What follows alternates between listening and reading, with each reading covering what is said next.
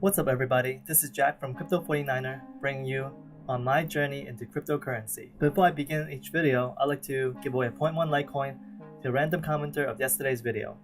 The only request is, the comment is about something you learned about cryptocurrency today. Let's get started.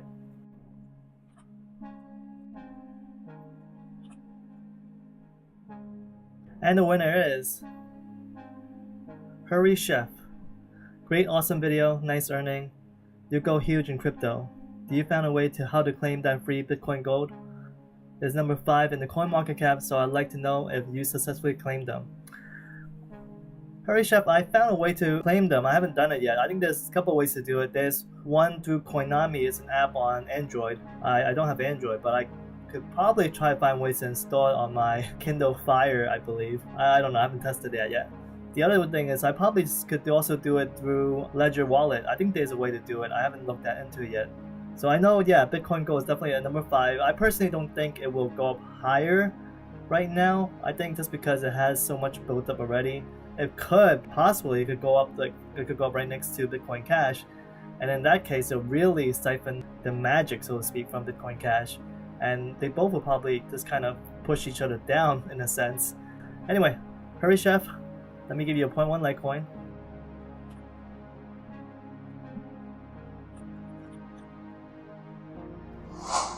Alright, congratulations Hurry Chef. You got your 0.1 Litecoin. Okay, on to today's topic. Today what I want to talk to you guys about are fees actually. As you know, I'm starting that challenge in December 1st and trying to basically beat Bitconnect and make 30% from swing trades in cryptocurrency. So one thing I have to be aware of obviously is the fees involved with each of the different exchanges. So today I'm just going to cover all the fees for each of the exchanges that I use or I'm planning to use or I have accounts with but I haven't really looked into investing with. So let's go over this. First one is Binance. Binance is, as I mentioned previously, is my favorite only because the fee, at least from what I understand, is half price basically. The first thing you should do when you get onto Binance is buy some Binance coins, because the Binance coins, the idea of it is that it will help Binance set up a decentralized exchange. So I think everyone wants that. First and foremost, if we can get a decentralized exchange that actually works great, that would be great. But in the meantime, it hasn't been set up yet. So what they're trying to do is with the Binance coin is they're giving you 50% back in terms of the fee. So basically they'll use the Binance coin to pay for your trading fee, but then it'll cost 50% less. So it says right here the fee, so there's no fee for deposit, and the fee for trading is 0.1%, which is actually not that bad to begin with.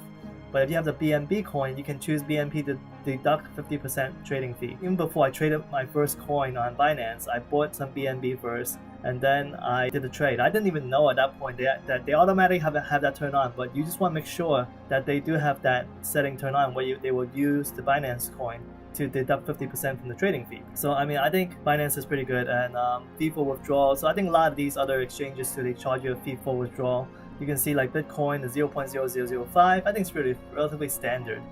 So on to the next one is Bitfinex. Bitfinex is, I think it's probably the biggest one that I know of, and the fees that they have are comparable, I believe, actually. So if you look at it, they actually have a 0.1% for maker fee, but that's only if you do a limit trade. If you do a taker trade, which is you just buy the market price, you exchange the market price, you're paying double that. So actually I think Binance is cheaper because Binance, all trades is 0.1%, whether you are making a maker trade or a taker trade. Again, a maker trade is you are setting a specific price you want to buy. So let's say you want to buy Bitcoin at $9,700, so which I don't even know what the coin market cap is. Let's just go take a look at it real quick here. So actually right now Bitcoin's at $9,800, $9,817. So if you want to buy it, let's say you want to buy it at $9,817 and 55 cents, you can put that price in, but you will not, there's no guarantee you will get Bitcoin at that price, mainly because of the fluctuation in the market. So I mean, you go to Bitfinex, you go to all these exchanges, they might have slightly different prices. We're going to Bitcoin right now, you can see it. So you go into market, so you see Bitfinex number 1, the price is only $9,720, so it's not even as high. And you can see, like, Bitdumb in Korea is trading over 10,000 already. It's insane. So anyway, Point being, if you're buying from Bitfinex, you can actually get it at a lower price. If you set it at 97.20, you probably get a chance to buy Bitcoin at that price. But there's no guarantees, so that's the maker trade. So if you take a trade, you're just gonna take whatever is available at the market and you just buy it at whatever price the market is offering. So you're taking whatever the market is offering, and that will cost you double in terms of the fees from Bitfinex. So I personally don't use much Bitfinex. I'm not even sure if I have an account with them right now. I have to take a look, but that's the trade schedule. It gets lower as you make higher and higher trades, but honestly, I don't think many of us have $500,000 to trade, so I don't think we should even consider anything above the first line here. So in addition to that, there is withdrawal fees. Again, it's I think they're all the same, pretty much 0.005 for BTC, and along the lines you can see that. I'll probably have to zoom in here because that picture that they have is so small, so it's not exactly great. But on to the next one is HitBTC. So I signed up for HitBTC mainly just to trade Bitconnect, but then I found out that they are actually a huge exchange, supposedly bigger than Bittrex. So for the trading fees wise, they charge a 0.1%. So the only difference is that with HitBTC is that they actually give you a rebate if they can't execute your trade immediately. So they give you a 0.01%. So basically your trade, you say 0.01%. The execution fee becomes 0.09%. And then you see there are no fees for deposits. HitBTC charges more for withdrawing from the exchange than Binance does and Bitfinex does. I think Bitfinex and Binance, they charge the same. And one of the things I just want to point out quickly, I'm not logged in right now on HitBTC, but I think HitBTC has there's a good and a bad. So just want to quickly point out, this is not a review of HitBTC, but the good is that they have a night mode. So what it is that it actually, everything is it's not white background, it's darker, so it's easy to see for people that don't like the bright white background. So like maybe if you're hungover or something during the holiday seasons, it'd be great, to have the night mode that to work with. And that's one thing good about HitBTC. The bad is that I remember a few times I've been using it so far, and I don't use it that often, but a few times I did use it, it's really, really, really slow. Pages were just taking forever to load. The exchange page was taking forever to load for whatever reason. So just to give you guys an idea about that, you may not experience what I experienced, but that's what I experienced with HitBTC. So finally, let's cover Bittrex. Bittrex was the first exchange I used, and probably, I wouldn't be using it on a consistent basis going forward just because I just noticed that they charge a commission of 0.25% compared to Binance, which charges 0.1% or 0.05 if you use the Binance coin to reduce your trade fee by 50%. Bittrex is charging 5 times as much. If you're using the Binance coin on your Binance trades, you're paying 1/5 the price that you would pay for Bittrex. So let's say if you're not using Binance, even if you're using Bitfinex, for example, with the 0.1% for Bitfinex, 0.2 for Taker, but if you're making a maker trade, at least on Bitfinex, you're still paying less than Bittrex. So Bittrex is by far the most expensive one.